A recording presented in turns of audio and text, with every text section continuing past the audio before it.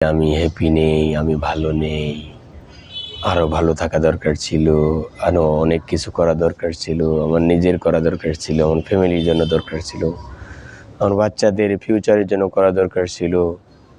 কত প্ল্যান আমাদের, কিন্তু এই প্ল্যান, এই পরিকল্পনাগুলো আসলে সত্যিকার অর্থে আপনার আমার কতটুকু কাজে লাগছে? আপনি চিন্তা করেন, আপনার একটা বাড়ি রয়েছে, একটা গাড়ি রয়েছে, ছোট একটা কর্মস্থল রয়েছে, আপনি চাইলেই স্বাভাবিক জীবনযাপন আপনি করতে পারেন, দুশ্চিন্তা মুক্ত জীবনযাপন, যেটা রাসূলুল্লাহ সাল্লাল্লাহু আলাইহি ওয়াসাল্লাম ওনার প্র্যাকটিক্যাল জীবনে করে গিয়েছেন। সাহাবায়ে কেরাম এত সহজ জীবনযাপন করে গিয়েছেন, কিন্তু আমরা এই জীবনযাপনটাতে অভ্যস্ত হতে চাচ্ছি না, যার কারণে আমাদের কাছে অনেক হতাশা চেপে বসে থাকে। সত্যিকার অর্থে আপনি যদি চিন্তা করেন যে একটা মানুষ ভালো থাকতে হলে কী দরকার, ব্যক্তিগতভাবে যদি বলতে চাই, ধরেন এই যে আমি আজকে 12 বছর থেকে, এক যুগ 12 বছর থেকে ঢাকাতে এক মসজিদের ইমাম প্লাস খতিব, এই দুটা দায়িত্ব একটা মসজিদে আমি ফিল আপ করছি। আপনি চিন্তা করেন, এখান থেকে আমি কিন্তু আমার জীবন সুন্দরভাবে লিড করতে পারছি। একেবারে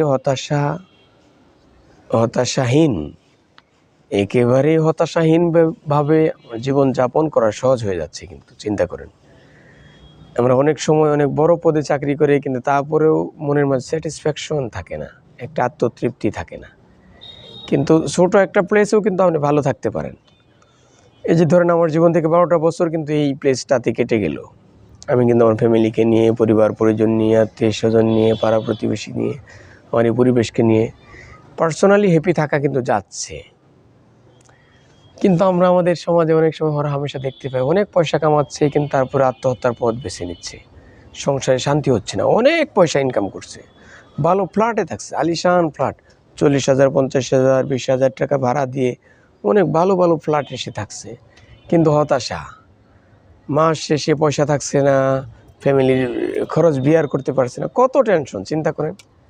কিন্তু একজন ইমাম খতিব ছোট একটা পরিসরে থেকে সুন্দর জীবনযাপন সে লিড করছে। 5 ওয়াক্ত নামাজে ঠিকই হাজিরা দিচ্ছে, টাইমলি মানুষের সাথে মাসলা মাসাইলের কথাবার্তা বলছে, কোরআন এবং হাদিসের আলোচনা করছে, সুন্দর পোশাক পরিধান করছে, ইস্ত্রি করে সুন্দর ড্রেস আপ তারা ব্যবহার করছে, ফ্যামিলিকে ভালো রাখতেছে, পর্দা পশিদা মতো ভালো রিজিকের ব্যবস্থা করা যাচ্ছে।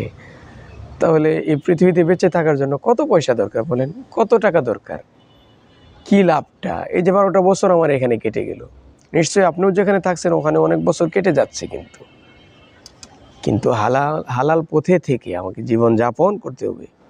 এই জন্যই আল্লাহ তাআলা আমাকে পাঠিয়েছেন। কিন্তু হারাম পথে ইনকাম করে আমাকে অনেক পয়সা জমাতে হবে, অনেক ধনী হতে হবে, আমাকে অনেক বেশি মানুষ যেন চিনে এমন অনেক কাজ করতে হবে, আমার ছেলেদের জন্য, মেয়েদের জন্য ভালো ভালো ফ্ল্যাট বানিয়ে যেতে হবে, ব্যবসায়ী প্রতিষ্ঠান দাঁড় করা যেতে হবে। এই জন্য তো আল্লাহ তাআলা পাঠাননি, বরং আল্লাহ তাআলা হালাল পথের ব্যাপারে আপনাকে উৎসাহিত করেছেন।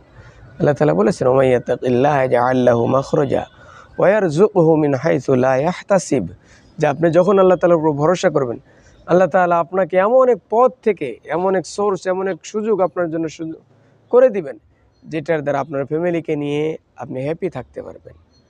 এই হ্যাপিনেস আল্লাহ তাআলার পক্ষ থেকে দেওয়া, আপনি চাইলে এটা লুফে নিতে পারবেন না।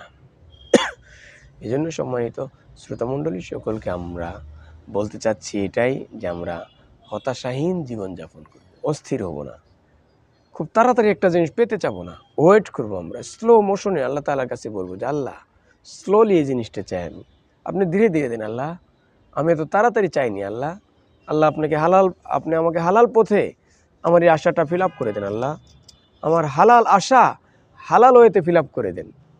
আল্লাহ তাআলা আপনার জন্য সুন্দর ব্যবস্থা করবেন, আপনি যেটা কল্পনাও করতে পারবেন না। আপনি সারা দিন রাত পরিশ্রম করে যেটা পাননি, সেই জিনিসটা আপনি অল্প পরিশ্রমে আল্লাহ তাআলার কাছে চাইতে থাকলে হালাল পথে আপনি পেয়ে যাবেন। সম্মানিত শ্রোতামণ্ডলী, এই কথাটি বলতে চাই যে আমরা হতাশাহীন জীবনযাপন করতে চাই, অনেক বেশি অস্থির হতে আমরা চাই না, টেনশন ফ্রি থাকতে চাই, আল্লাহ তাআলার উপর ভরসা করতে চাই, 100% ভরসা করতে চাই যে আল্লাহ তাআলা আমাকে হালাল পথেই আমাকে রিজিক পৌঁছে দিবেন, আমার রুজি আল্লাহ তাআলা হালাল পথে পৌঁছে দিবেন। প্রকারান্তরে যারা হারাম পথে অনেক পয়সা রুজি করে, তাদের পয়সা কিন্তু থাকে না, থাকে বলেন, থাকে না। সে মনের দিক থেকে অস্থিরতা ফিল করে, ফ্যামিলি অসুস্থ থাকে, পরিবার পরিজন নিয়ে অনেক ক্রাইসিসের মাঝে থাকে, একজনের সাথে আরেকজনের সম্পর্ক ভালো থাকে না, সবসময় অশান্তিতে সে থাকে। এই জন্য হালাল পথে রুজি করলে আল্লাহ তাআলা আমাদেরকে শান্তিতে রাখবেন।